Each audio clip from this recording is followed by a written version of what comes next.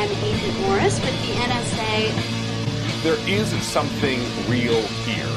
Did you believe that our government is in possession of UAPs? Absolutely, based on interviewing over 40 witnesses over 4 years.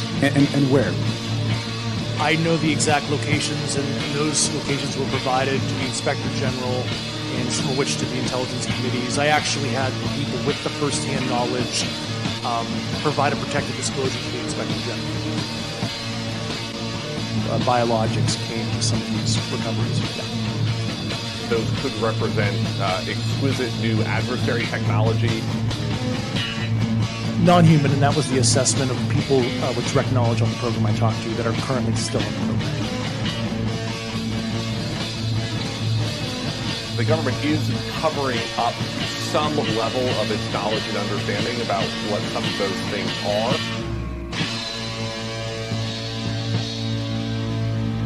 The Sol Foundation, which just announced a new initiative for UFO research and policy. It's nuts, man. I mean, we're just small-town buds who saw a UFO in the woods. I mean, now we're hanging out with the government. Wow. What floor were you guys on? Welcome, everybody. This is another live edition of Anomaly Now, straight out of Austin, Texas. I'm your host, Miles Lewis. This is the weekly, mostly live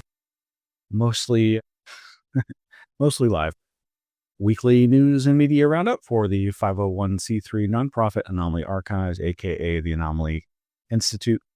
That's the Scientific Anomaly Institute. Thank you for joining us. It's been a while, several weeks, due to last month's monthly Anomaly Academy lecture happening on the same day as we usually do this live show, as we're doing now, 7 p.m. Central Standard Time here in Austin, Texas, center of the country, North America. Just north of the Gulf of Mexico. Your mileage may vary. Well, thank you for joining us. It's great to be back. I love to do the show, love to talk about what's been catching my attention that I think you and the anomalists out there, all you fellow seekers, might find interesting. I know don't always get as wide a field of the breadth of anomalies as are covered by the collections in the Anomaly Archives, but tend to focus on UFOs, UAP, parapsychology, that sort of thing. But, you know, we love cryptozoology and other mysteries of science. Well, so I'm going to be not doing the third and final installment of the 2024 year-end review. We did 2 separate episodes, each about an hour long or longer, focusing on parts, a third, each of them, of last year. Boy, it's just, there's always so much going on. And last year was incredibly packed.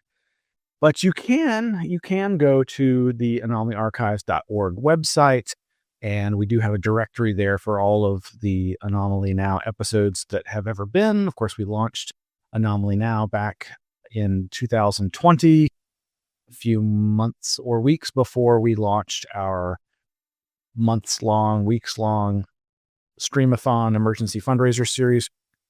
And that's when we first started doing this weekly live show. And we've taken hiatuses now and again, gotta self-care and all that. But you can go to the individual webpage for tonight's episode. It'll have some links there. So we usually post the links that I talk about on the show the next day, along with the audio-only version of the podcast. But right now, I went ahead and posted all the links that could have made up the topics for discussion covering September, October, November, December of 2024. But my goodness, there's just so much there. From top of the list there, James Webb Space Telescope spotted non-natural object moving towards Earth. Snopes, you either trust it or you don't. Or you go, maybe they're correct. Dismisses all that nonsense. We had some memoriams of other fellow Fortean anomalist, cryptozoology, and UFO seekers who passed last year, Lauren Coleman's brother, Jerry Coleman, and Dr. Robert Wood, and a whole treasure trove of other links and information.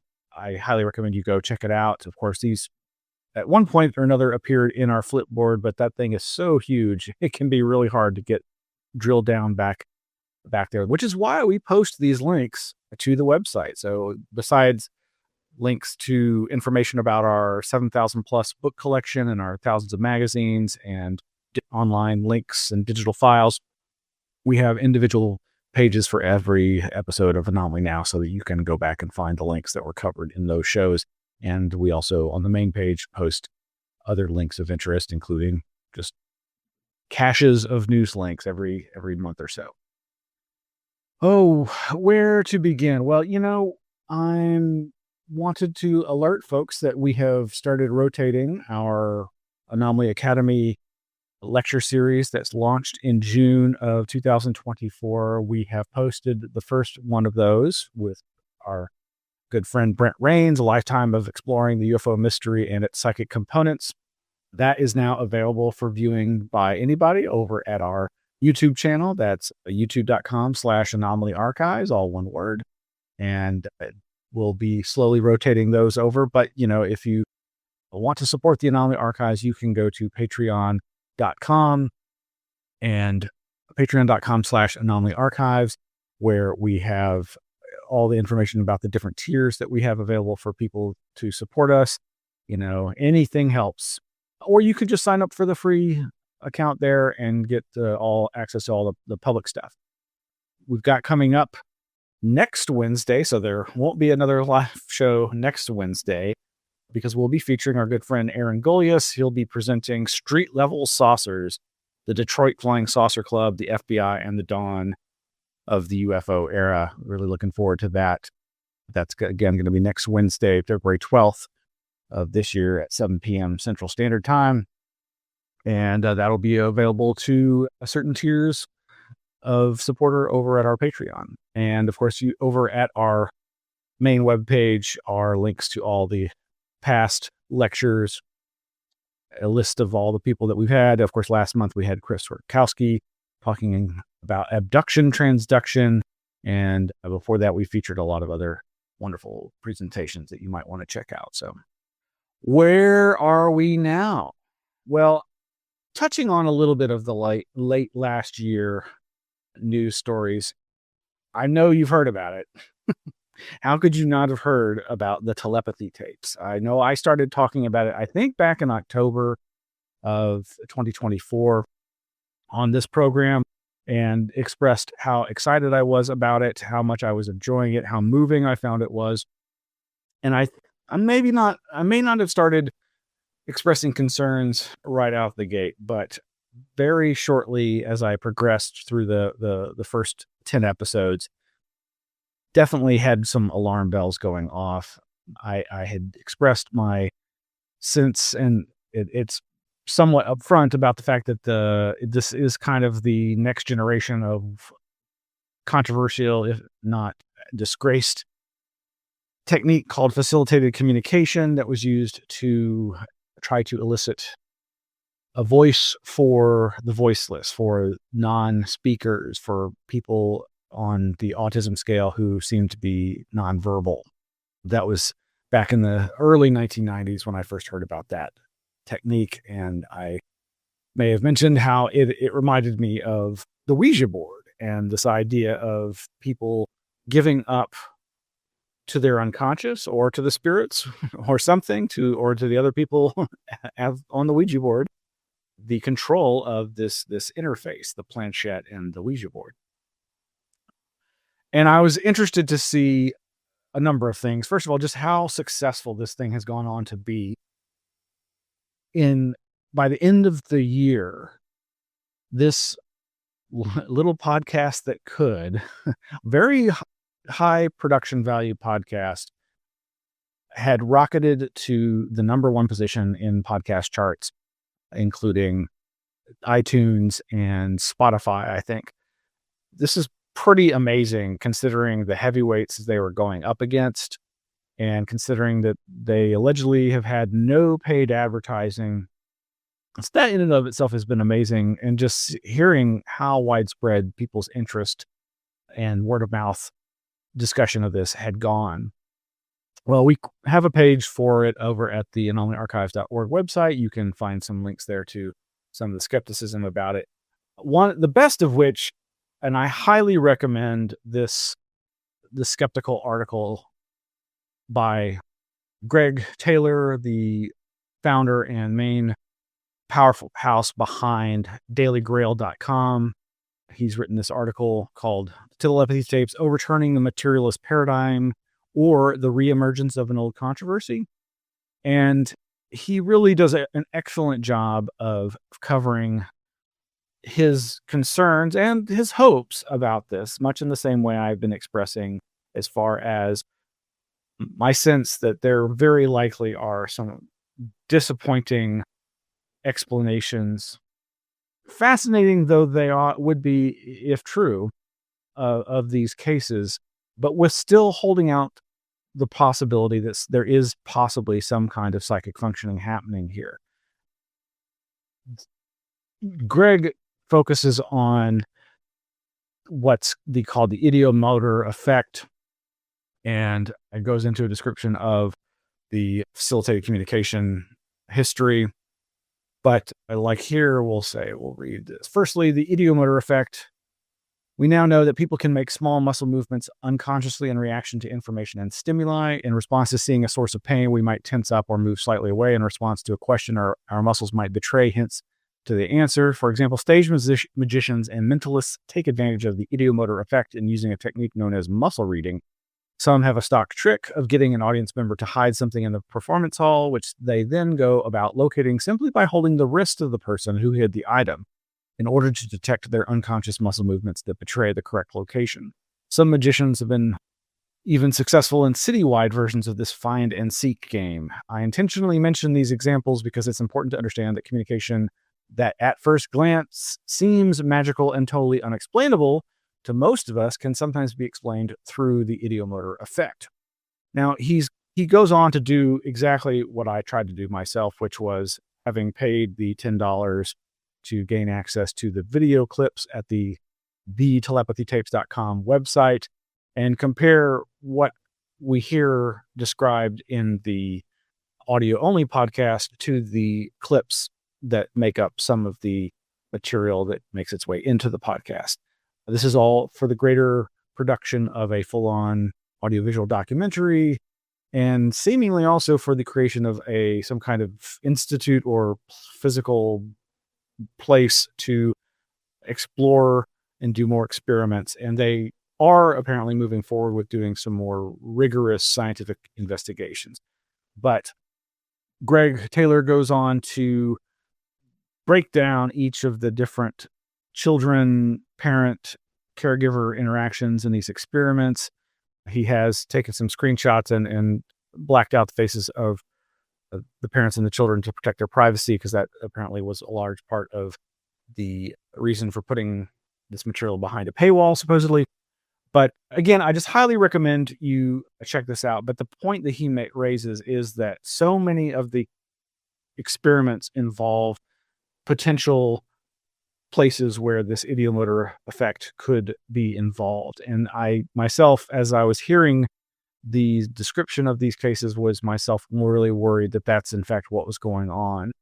For example, in the pictures you see here, the stencil that the child is pointing to is not being held by the child, but being held by the parent, who does know the answer and could, and seemingly is possibly, probably slightly moving the spelling board to make it easier for the child to correctly touch the intended letter.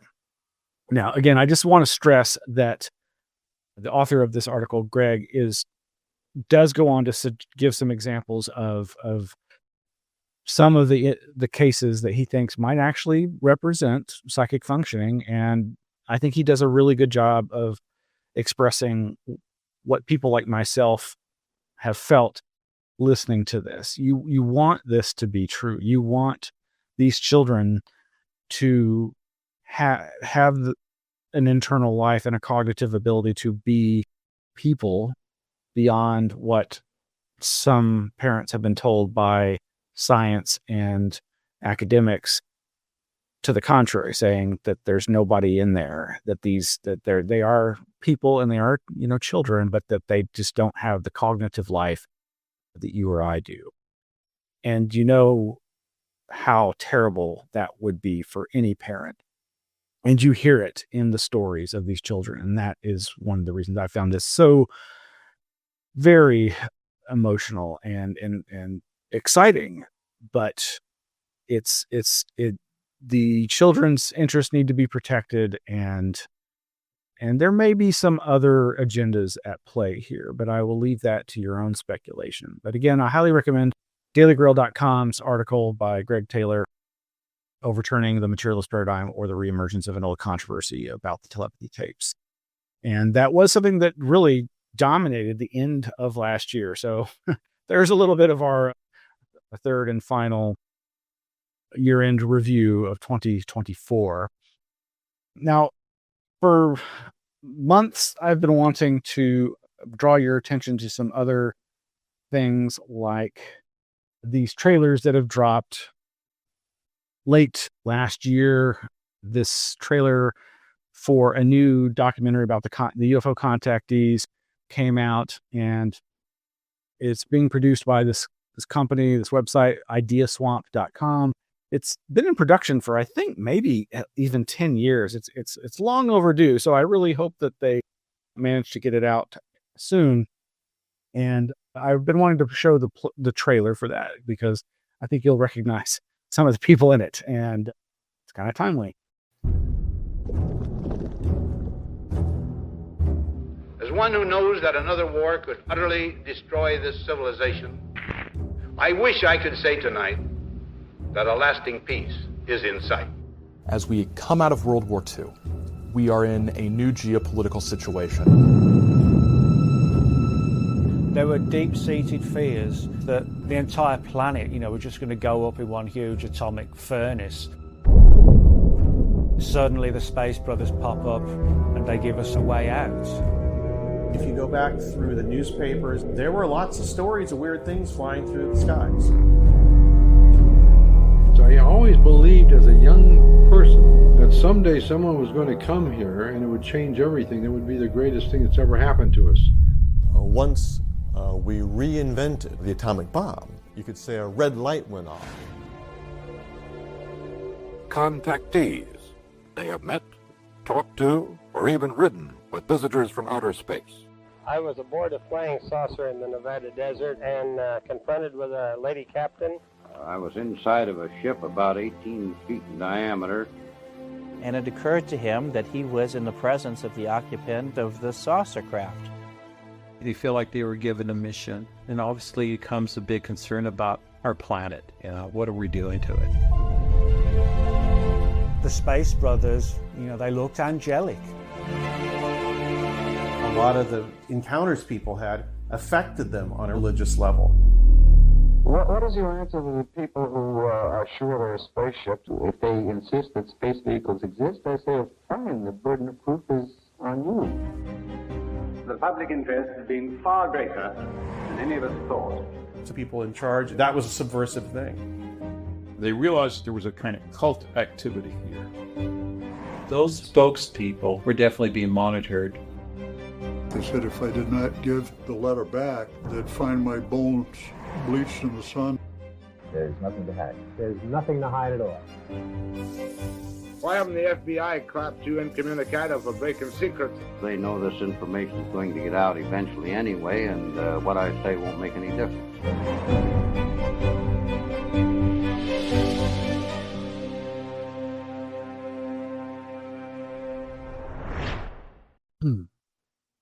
So this documentary, or maybe it's just the animation, is done by ideaswamp.com. They look like they specialize in computer animation, and obviously there's a lot of animation in there. But yeah, there's our good friend Greg Bishop and Aaron Gulyas, who, as we say, is going to be presenting next week for this month's Anomaly Academy cadet tier and higher for our patrons. And of course, there's also footage there of the Reverend from the Blue Rose Ministries, a contactee ministry, religious group. Of course, Stan Friedman, who's since passed away, and Nick Redfern, who used to live here in Texas but has now moved back to the UK. And Noe Torres and his co-writer, who are Texas residents down south and have been instrumental in the Edinburgh UFO festivals being held there. So really excited to see the results of that long endeavor towards a fun-looking contactee documentary. I'm moving right along. So over at Ontocalypse, Ontocalypse.com, that is the name of the production company behind this other trailer that I want to share with you. That's a 3-part mini doc series that is streamable on, I believe, Amazon Prime and maybe Apple TV. Really enjoyed this. Here is that trailer.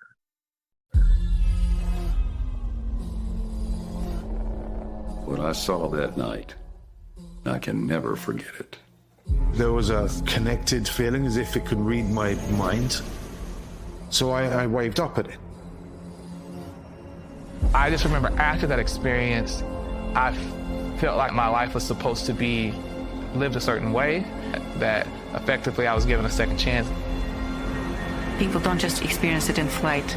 There are other experiences that they're not even reporting.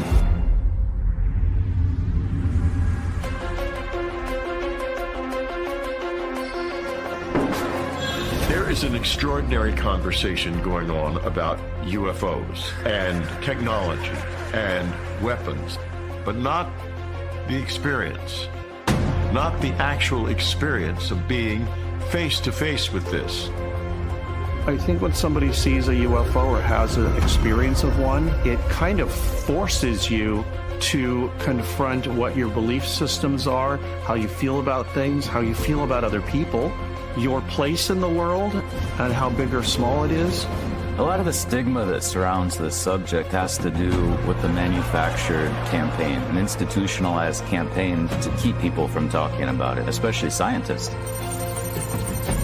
If you're confused and you're lost, it's because the people who do this are great at their jobs. They've been perfecting this for decades. They're not craftsmen of disinformation. They're artists.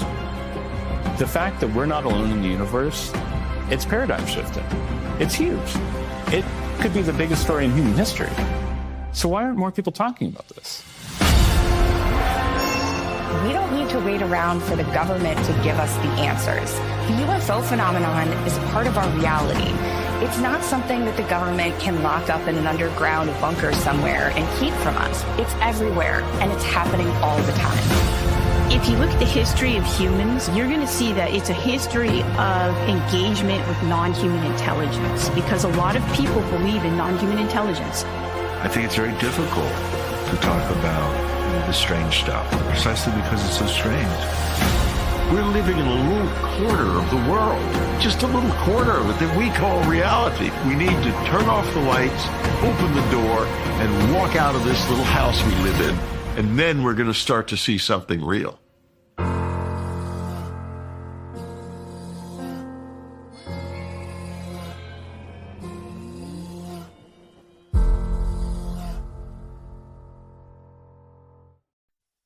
So yeah, I really enjoyed that 3-part series. It's very, it's similar to UFO documentaries in certain ways, but yeah, as I have complained plenty since 2017 and this refocused UAP ATIP threat assessment of the UFO phenomena, this over-reliance on military witnesses and technological interpretations and weaponization theorizing of this phenomena. As much as I think that's all important and valid, I and others have long been saying, where is the discussion about the witnesses and the experiencers and the contact? And that is not to say that I am not skeptical of these supposed contact experiences, but they are such an integral part of the UFO phenomena that to not acknowledge them or to sideline them has been a disservice for everybody, especially those who've experienced the phenomenon. But it's a really well produced and different than other documentaries, and not just because of that focus on the experiencers and how much that hasn't been happening of late in UFO productions, but J. Christopher King is an experiencer and has been working with other experiencers for some time. Kelly Chase, I believe, is a probable graduate of Diana Walsh Pasulka's and or at least a devotee of hers. And as you saw, Diana is in this as well. So is Greg Bishop. And I got to say, I hear a lot of Greg's perspective expressed in this documentary. And I don't just mean when he's speaking on camera. I think you'll hear his voice coming through some of the other producers of this documentary. And I think that's a good thing. And I highly recommend it. I very much enjoyed it. I was also really pleased to see Professor Stephen Finlay as he was interviewed and interviewing the East Texas African-American witness that you saw in that trailer. Very, very interesting, focusing in on that man's case. And it is a lifetime of synchronicity described by that gentleman. And I found it very, very fascinating. So maybe you'll enjoy it. Meanwhile, one of the things that you also saw there was this UFO witness, former military security officer Mario Woods. Over on the Anomaly Archives website, we have created this page for information about Mr. Woods, Mario Woods. I found him incredibly compelling and I immediately trusted him. You know, there are some witnesses who and claims made by experiencers that I find, a little sus sometimes, not, but, I try to withhold my judgment, but I really, really, really, really like this fellow and found what he had to say very interesting. And there is a exceptionally good interview and retelling of his experience to Jesse Michaels of American Alchemy. I know I've mentioned the American Alchemy, Jesse Michaels podcasts repeatedly on the show. And while I have some concerns about who's behind that program, they do some amazing mini documentaries and long form interviews. And this one does not disappoint. This interview with Mario Woods is excellent. Jesse just lets Mario just go and go and go, very rarely interrupting him, and usually only to get maybe him to show him the drawings and so forth that he's done of his experiences. Fascinating case that involved his guarding a nuclear weapons launch site, and just very compelling, it brings back why this obsession with nuclear weapons. And anyway, highly recommend that interview among the many others that we link to on the Anomaly Archives page for Mario Woods. So you might want to check that out. All right, let's see if I can get to the other stuff here. So what else? Yes, at the end, what else was dominating the news at the end of last year? What could it be? Those damn drones again? Yeah, sorry. There's just no getting around this. We're going to have to go over a little bit of this. And I really got to say, I think I was already saying this and others have said it, but yeah, 2024 was the year of the drone, and it is a year of UFOs. And in this case, those UFOs are often being described as drones. And in the past, historically, some UFOs were described as drones or mystery helicopters, that sort of thing. in times past as a way of getting around issues related to this people not wanting to make that identification or that association with such a ridiculed area of study. Oops, did that get resized? It did. So over at the Anomaly Archives website, we have this very long, huge, ever-growing. Oops, I need to update the date there. It's definitely been updating it in February already. There's just so much back story and backlinks there, but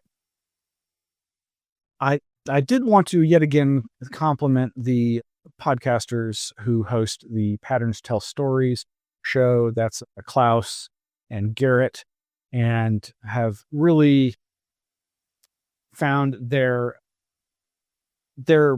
perspectives to be very interesting, and they're often turning me on to things that I may have missed. One of which was how back in December, let's see if I can find this, actually bring that back up here.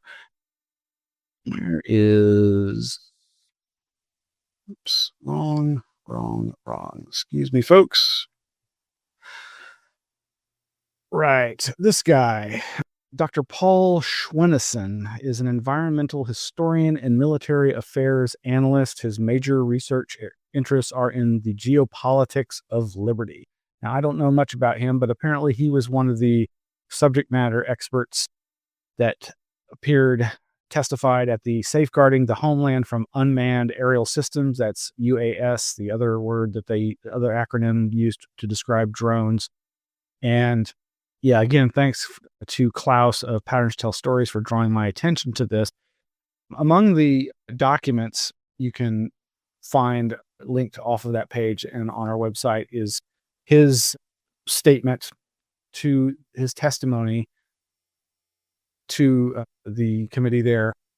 But basically, and I've reproduced it on the page because it's pretty scary in its own right. And he basically, after describing his research on the drone warfare situation in Ukraine and how rapidly that is developing and how it has to develop fast to combat, the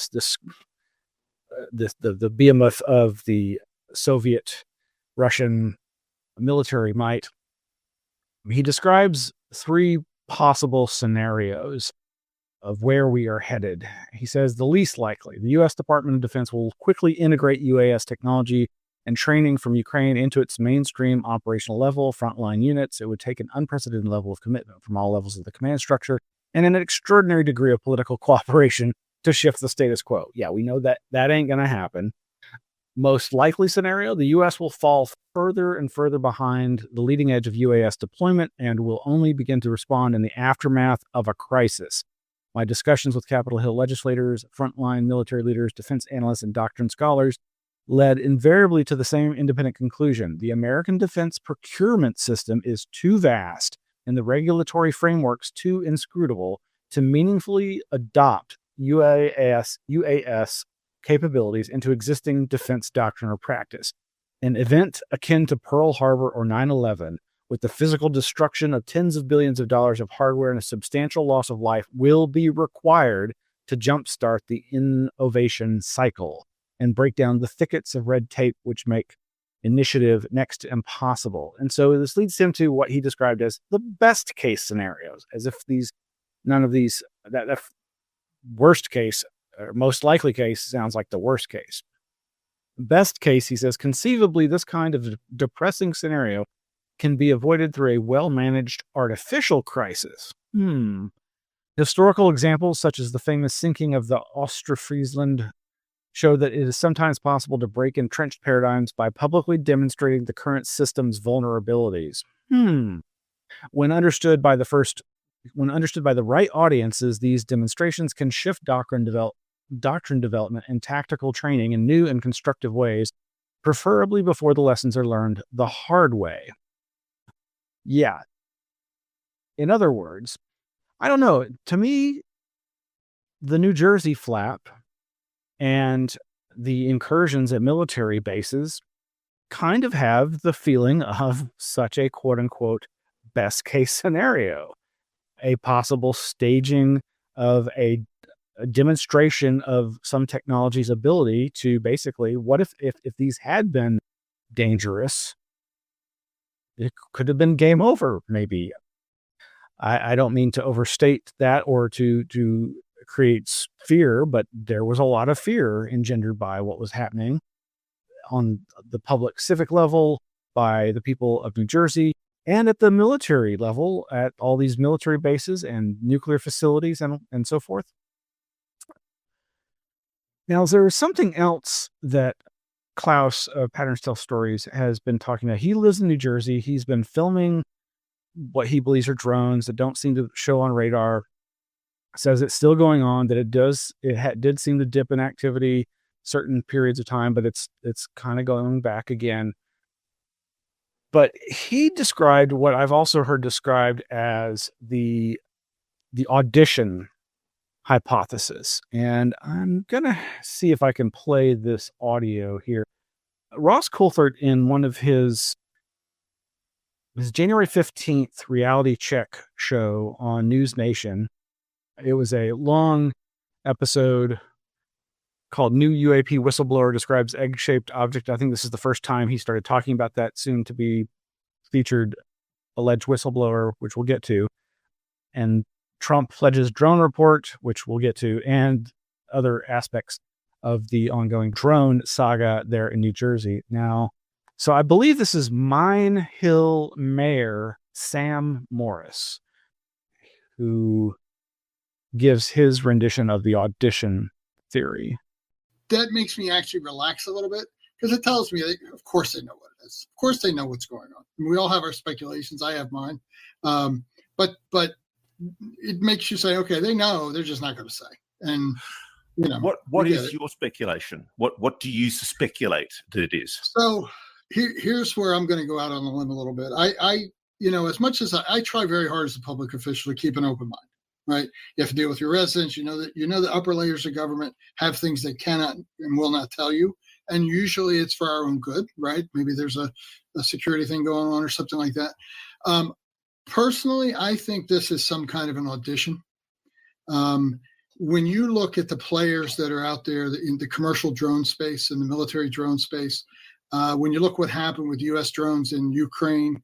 When you read articles that Ukraine is flying drones that are running on AI and fiber optics and these other things, and the U.S. military admits we can't really defend against them. But fortunately, it's not in our territory.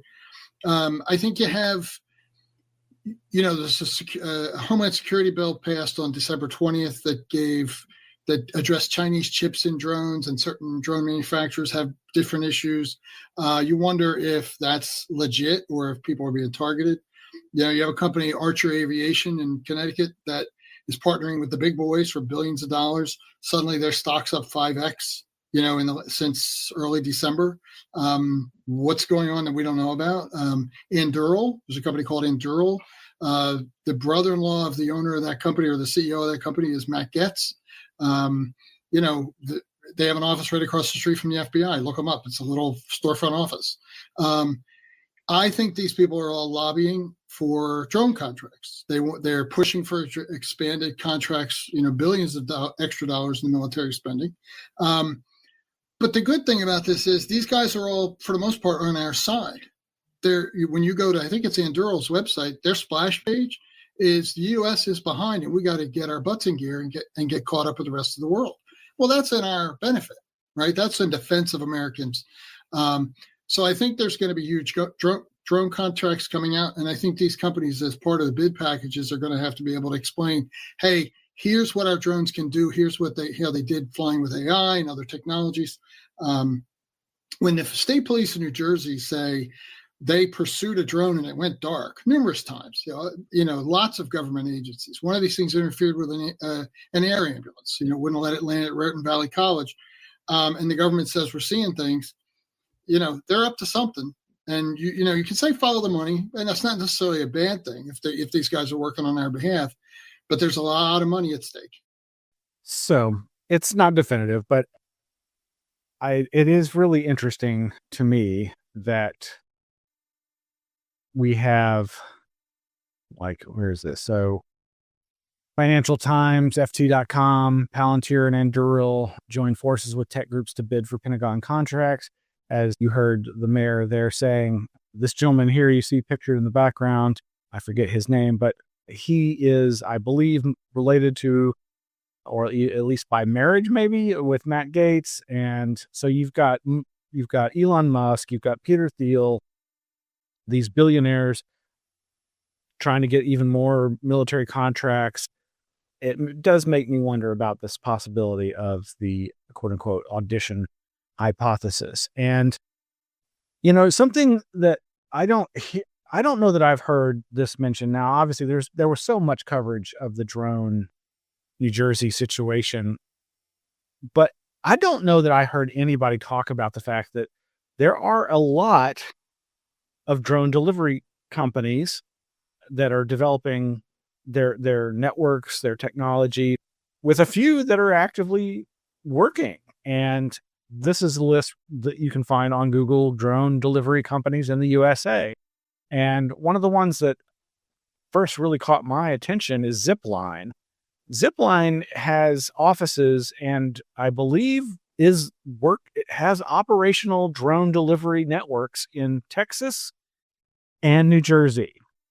And interestingly enough, you can go to the X Twitter page for its main CEO, I guess, Keller Ronaldo Clifton. And he's got tons of videos of their drones. And these are vertical takeoff and landing drones, but then they fly like airplanes. So they are fixed wing, but they also have a quadcopter set up. And they have a zip line. They drop a long package. Now, that's not a very good video footage of it, but let me switch over. So back on, I think this was, January 9th, he posted this almost 4-minute video of some of their night activities.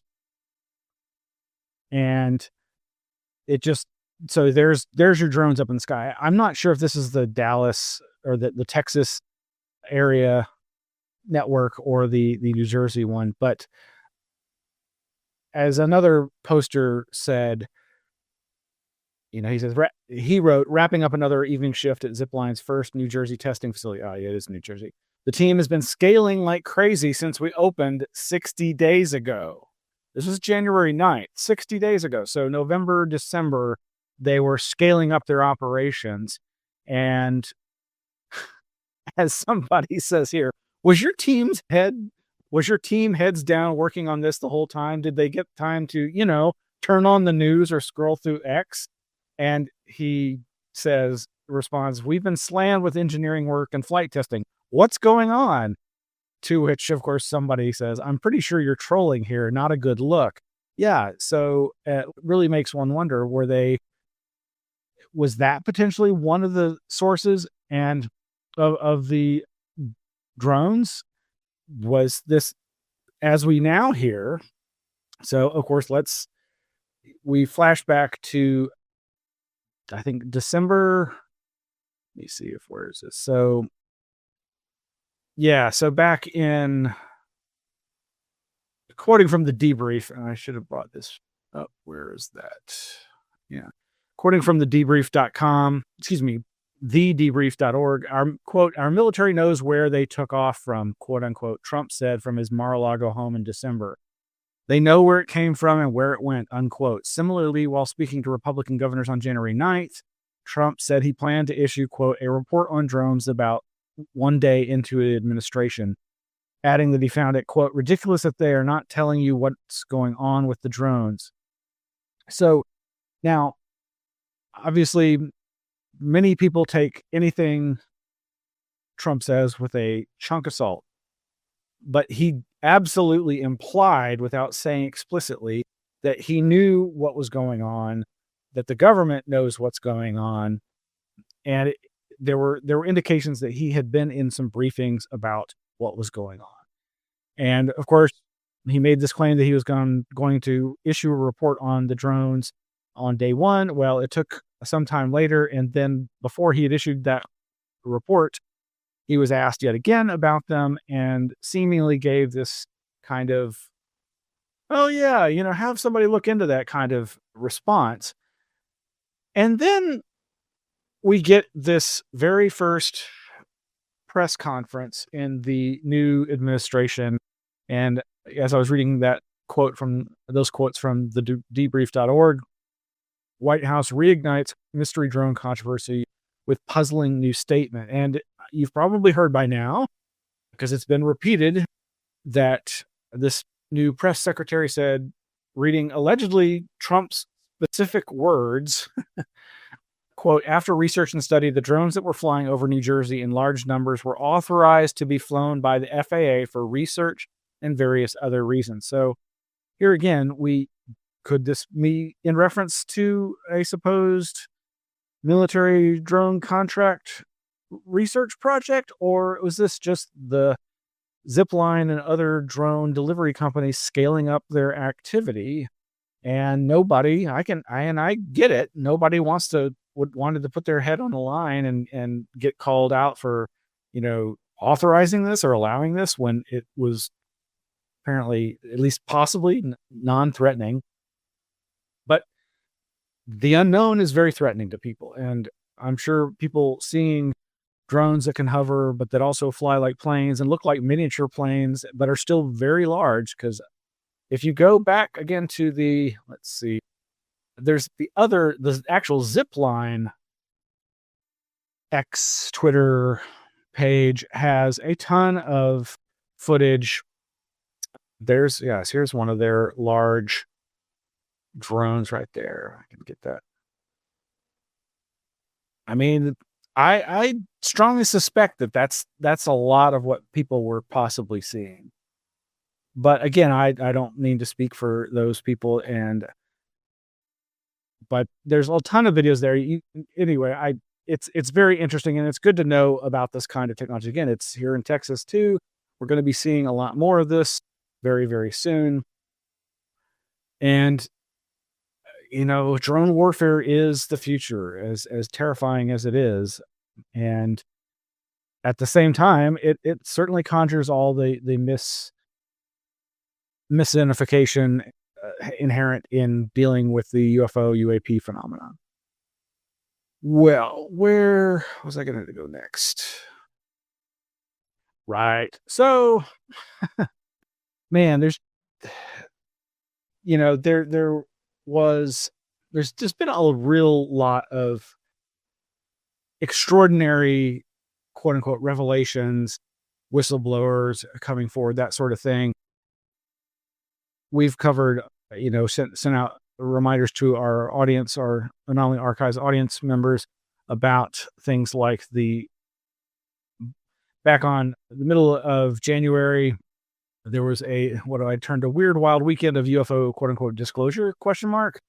Where multiple UFO, UAP, extraterrestrial, alien contact related Reddit forum managers had bonded together for a series of lectures online, streamed through YouTube. And this was all, coming out at the same time as the big reveal of this alleged new whistleblower, Jacob Barber. As we were saying, Ross Coulthart has been rolling out his story on News Nation, and he's been featured elsewhere, including a really good... Oh, I'm not showing you the right thing. Right. So there was this AMA, and it was also on the heels of an amazing podcast that's produced by NASA funded or affiliated company that's called blocking. I'm totally blanking on it, and my screens are freezing up. What is it called? Ecosystemic Futures Podcast. This featured people like Hal Puthoff and Leslie Kane talking about reverse engineering of supposed alien technology and advanced physics concepts that could, lead to free energy and anti-gravitics. And so it's been just a wild ride. We've had a series of various whistleblowers or insiders coming forward, ranging from the Randy Anderson interviews featured by, again, Jesse Michaels of American Alchemy, and similarly with Jacob Barber now. All of these are featured in various long-form interviews that I highly recommend.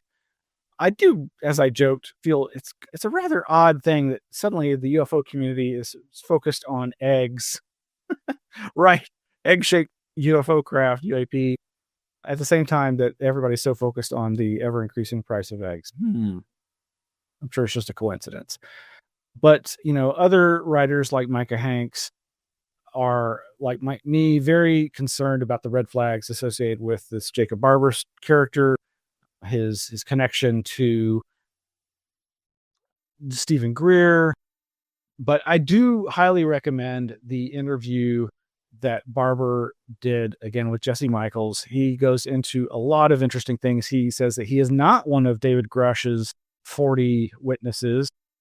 He talks about having formerly been actively seeking UFO whistleblowers in order to stop them from revealing classified information or to redirect them towards he and his group's efforts that have led him to seeking disclosure. And again, none of this is an endorsement of Jacob Barber's claims, but it's still a very interesting story. He seems like a very warm, friendly gentleman, but he has some very interesting tales to tell, not least of which is, besides the egg-shaped craft, he described seeing an octagon-shaped craft that made him believe the testimony of the other alleged whistleblower, that being Michael Herrera, who I think we've talked about on previous episodes. But yeah, you can go to Anomaly Archives. We've got pages for all these different people. There's one for Jacob Barber with links to these various interviews. His employer has now launched Skywatcher.ai, I think maybe the website, but they've got their own YouTube channel and their own video series where you can see their work. Before that was revealed, people were making hay about the fact that the company website was clearly owned by the same individual who is the founder of the famous SALT conference. Yes. So Green Street, quote unquote, Green Street also reported that Barber launched his own UFO organization, Skywatcher, in November, and his website is owned by Alex Klokas, the co-founder of the SALT conference, where UFO figures frequently speak to tech and financial elites. That was the place where, I forget the former military fellow, just straight out said, there are ETs, NHIs, non-human intelligences. But now it's all out in the open. And in fact, that Alex Klokas is seen interviewed in this Skywatcher video. So good on them for, pulling down the veil on that. But there's a number of other people that you might find interesting that we link to, again, over on our website, Michael Herrera. But as I was saying, Barber describes many things, but he describes going to the Greer organized disclosure conference that happened like a week after the David Grush revelations, and says that he believed Michael Herrera because Herrera was describing the same kind of octagonal craft that Barber says he also saw. He describes how what Barber believes was being transported. Herrera had said that he thought it was drugs, but then he started thinking that it may have been involved with human trafficking when he talked to Sean Ryan on his show. But Jacob Barber is basically suggesting in the interview with Jesse Michaels that craft was transporting quote unquote psionic children, and that there is some kind of psychic psionic children recruiting program that takes hires children from around the world to work in our government, our secret projects, as part of the psychic summoning of true NHI UAP UFOs. Wild stuff. He also talks about red teaming, the DOPSR program that all government military personnel that have these top secret clearances have to go through in order to vet the stuff that they're going to talk about public. He talks about red teaming or gaming that system to try to determine whether what they can get through that process and into the public domain. While I don't know that in that Jesse Michaels interview, Jacob Barger specifically mentions this, he does. Oops, where is? In talking about that, he says it was they were doing it as they would submit like a chapter or two at a time to try to refine what they could get away with. And this really sounds like it may be this novel, Sentinels of Ether, a fictionalized story by quote unquote Alva Douglas, a pseudonym, which some people say that Michael Herrera wrote. Some people say Jacob Barber wrote it, but you can find out links and information about that, of course, over at anomalyarchives.org. You can get at least, I think, the first 2 chapters in PDF form. I haven't had a chance to look into this myself yet, but there's just so much happening on all these different fronts. Let's see, what else was I going to say? We're already at the hour mark. Yeah, there's just so much going on. Of course, tickets are now on sale or have already gone and come and gone for this year's Rice University Archives of the Impossible Conference. Meanwhile, I have created for the Anomaly Archives a playlist for the Saul Foundation's 2024 conference. So you can go to the Anomaly Archives webpage and find a link there to our playlists for the 2024 conference. They are slowly releasing, uploading each lecture video from last year's conference. And let's see, what else? Oh, there's so much more I wanted to say. But obviously, I got to bring it to a close at some point. So let's just say that's it for tonight. Thank you all for tuning in. Really appreciate it. You know the routine, like and subscribe, hit the thumbs up thing and the bell and get notifications. Again, next week is going to be the presentation by Aaron Gulyas, Street Level Saucers, about the early UFO era and the FBI's involvement in investigating that. I have no doubt that'll be a fun and engaging presentation. So thank you all. Here is a last quick glimpse of that. All right. Good night.